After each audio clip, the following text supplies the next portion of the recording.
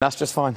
Oh, yeah, his outcome, he's there to score goals, and if he gets himself in them positions, he'll continue to do that. And yeah, it was a remarkable effort from him tonight, and the team as well. The team performance was outstanding. What I really want to do is try and work out from all three of you, right? If you're now an opposition defender, manager, player, doesn't matter your position, watching that tonight, how do you work out how to stop him from doing that against you? I don't think you stop him. I think you have to stop the supply line. I think that's equally as important. It's when them players decide to turn up and decide the game. You don't stop them. That's why they're world class. But in regards to the chances he's getting, can you nullify them? Because again, he's not doing anything glamorous in regards to his finishing. It's just the positions he's picking up. So as a defender, you'd think, well, when the ball goes in the box, where is he? It may not look like a great position on paper, but where is he? And if I'm tight to him, the ball seems to fall to him. So you're going to have a chance of clearing it. Yeah, I think, a big part of it is concentration, tight to your man, and try your best to stop him. Like Julian said, the chances that Man City create is there. If you can stop that supply, you got half a chance. But I think many teams have tried to stop Man City's supply of chances created, and it's not many teams have been successful. So it's a tough task. But I think Forest at the end of the day have to put this one to bed as soon as possible and focus on the next game. No, I would agree. I think it's difficult. As Julian says there, you've got to stop the supply. And it's so difficult to do that against a Manchester City team that dominate possession the way that they do. You go out and press one, they pop it off to the next one, there's another man free. They have 2 or 3 players in spaces all of the time. And if you don't cut off that supply, you have a man like Haaland in the box who just dominates that 6-yard box, and he proves that today. And he does dominate it. I mean, he just literally deals in goals, doesn't he? In that first half, he only touched the ball 12 times, 6 in the box. 3 times it went into the back of the net. Oh, his efficient rate is outstanding. He said he just seems to know where this ball's going to fall, and I think it was one of the chances for Alvarez. The Alvarez goal as well. He's in the right areas if there is any spillages, but here you could just see the strength. He's just holding off Worrell there, and I think it was Salah on the weekend that went with the outside of his left and missed a similar opportunity, but he's just found the net, and he just seemed to do that all night. It's the way he pulled Worrell away, didn't he? To create that space, to give himself that space to get that chance. But here where he presses the goalkeeper, just forces Forest into making mistakes, and then he's alive again for the ricochet that just falls to him, and he just puts it away. But he's always alive. He's always alive inside the box, and good goal scorers are alive in the box, and he's proved that tonight.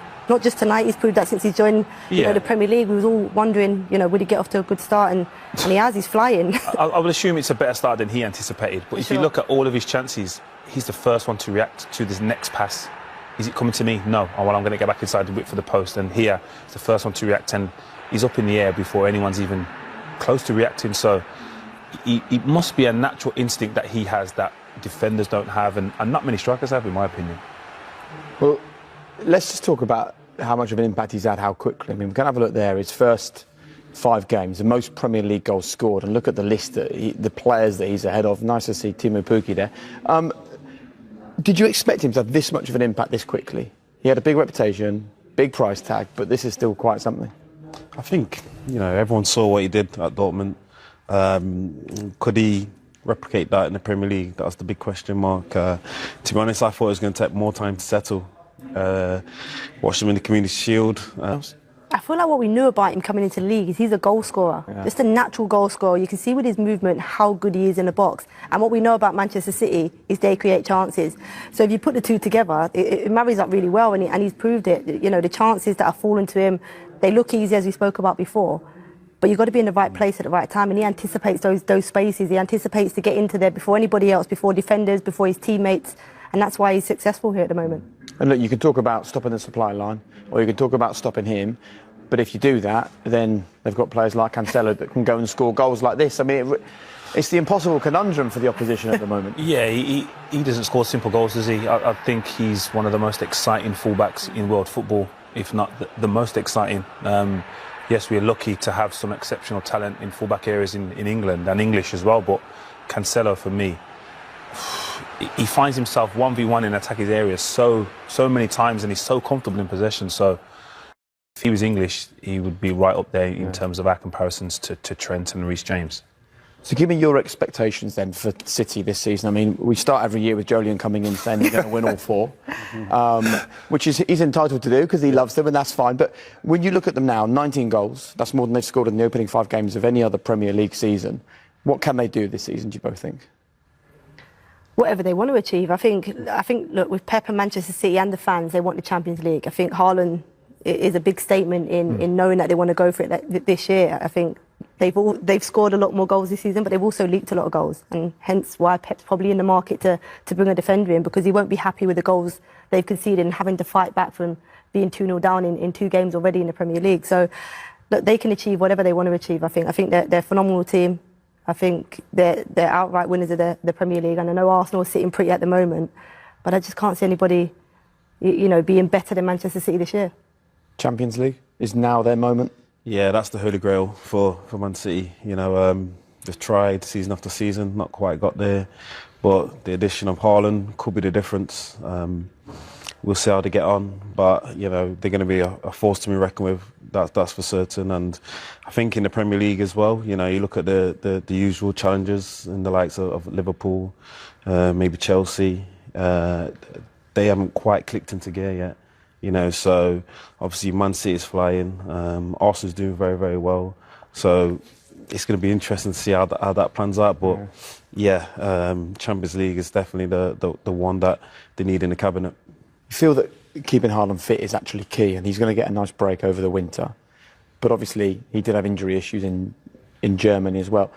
Would you be tempted to rotate him a little bit when the opportunity allows? We thought that might happen tonight, didn't we? Yeah, I think you can look at that. I think if, say in the Champions League, if they've got 10 points after 4 games, 12 points possibly, I think then there may be a rotation policy in place in regards to Haaland. But whilst he's scoring goals, strikers know when they're hot, why would you take them out? I know City score goals in numbers, but in regards to Haaland, if he's fearful, there'll be no defender looking forward to playing against him. There'll be no one thinking, I'm going to stop him today, because there's so many chances that City create and he puts them away. It makes it easier, though, when you have a player like Alvarez as something of a backup to him and he comes in tonight, makes his first start for Manchester City and gets 2 goals. It's a great start. You can see Pep here, giving him some instructions as they come out of the half, and it looked like he took what Pep's saying here on board, because straight away he started to see these runs beyond the back line. You can see him here where he's highlighted, and he just runs beyond, and Mahrez with a beautiful pass through, and this finish is good, hard and low, right at the keeper's feet, and difficult for the keeper to save, but he did this continuously throughout the second half, and we heard Jolien say that compared him to the work rate of Tevez and the finishing of Aguero, and he proved that with both of his goals today he can finish. There was a great moment towards the end, actually, wasn't there, where we saw him running, tracking back, putting in tackles. He'll get the plaudits for his finishing like this and for his effort going forwards. But again, if you don't work hard in this team, you don't play in this team. Oh, definitely, and that's an outstanding finish with his so-called weaker foot, and he hit the post, remember, as well. So he could have possibly had a hat-trick, but yeah, we shouldn't be surprised by the talent that he has. But yeah, the work rate that he's put in tonight and showcased, I don't think if there is a period where Haaland's missing, I don't think they'll stutter. You've seen the efforts he's made there, edge of the box. They were defending a free kick, and he's eating up the ground to get into the box to get onto the end of that. So, he's determined, he wants to score goals, and he's proved that. And as you said, it was a great finish. Now, Wes, do you remember the last time Forest conceded 6 goals in a league game? No, remind me. I think it was against Ipswich. Right. I think you might have started the game. Yeah, wiped out. Do you remember it? Out of the memory. What I was going to say. He's won the Premier League since then. We know that. We know that. But look, you know what it feels like to be on the receiving end of a scoreline like this. How hard is it going to be for Steve to do what he needs to do and get those players going again? Yeah, Steve would have gone into this game knowing if they got anything out of it, it would have been a bonus. When you look at the fixtures throughout the season, the Man City is the top 6 teams.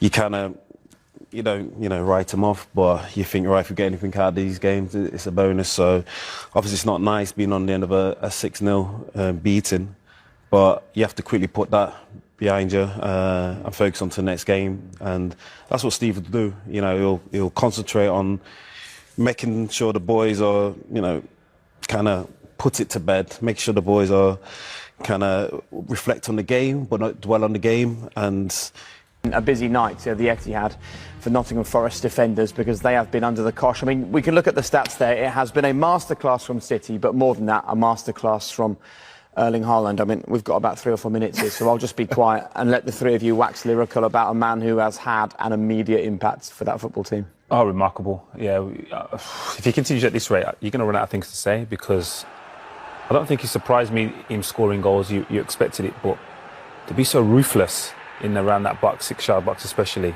3 one-time finishes, all with different surfaces.